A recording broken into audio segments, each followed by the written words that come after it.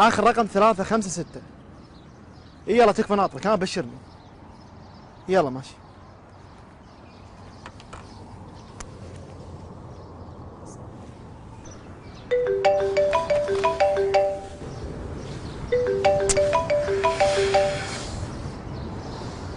الو، هلا يمه. مشغول الحين، مو وقته. كلمي محمد، انا مشغول. يلا يلا باي. ما اقدر يلا.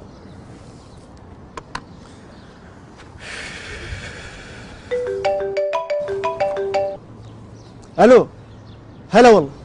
ها بشر. بي ماينس. الله يبشرك بالخير. اوف، والله اني محظوظ، ما شلون طلعت منها الماده هذه.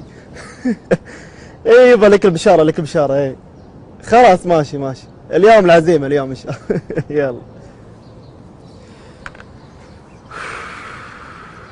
اخيرا. تصدق انك محظوظ؟ بخصوص الماده، والله مو متصور شلون مشت معاي. يعني الشباب كلهم درسوا وشدوا حيلهم، انا قلت قبل الامتحان بساعتين يمكن على الماشي، ومشت على البركه. عرفت شلون؟ والله بس انا ما اقصد هذا الموضوع. ليش تقصد؟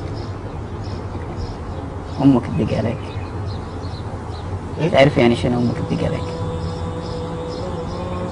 انا ودي لو اشوفها لو ثواني، فما بالك اسمع صوتها. تدري لو اسمع صوتها يمكن ما اسد التليفون، خليها تسولف ساعات.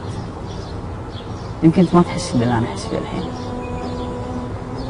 بس لحظة راح تمر عليك، لحظة تفهم اللي انا قاعد اقصده الحين.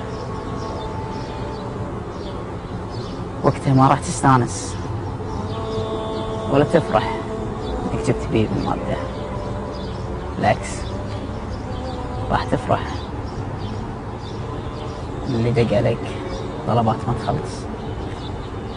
ما تخلص. تدري لو امي عايشة شو اسميها؟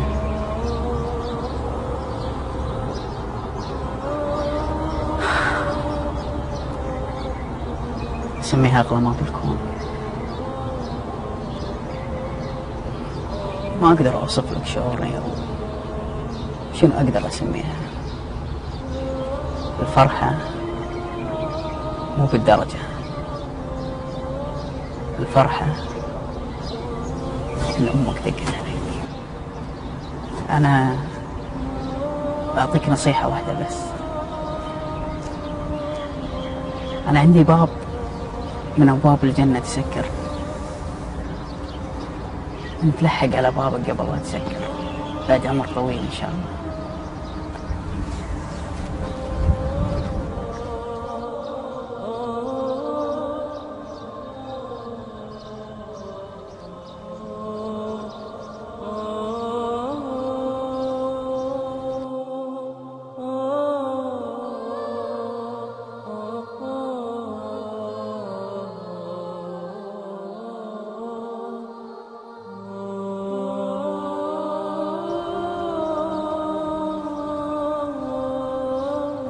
الو، هلا يمه. اي امر، ايش بغيتي؟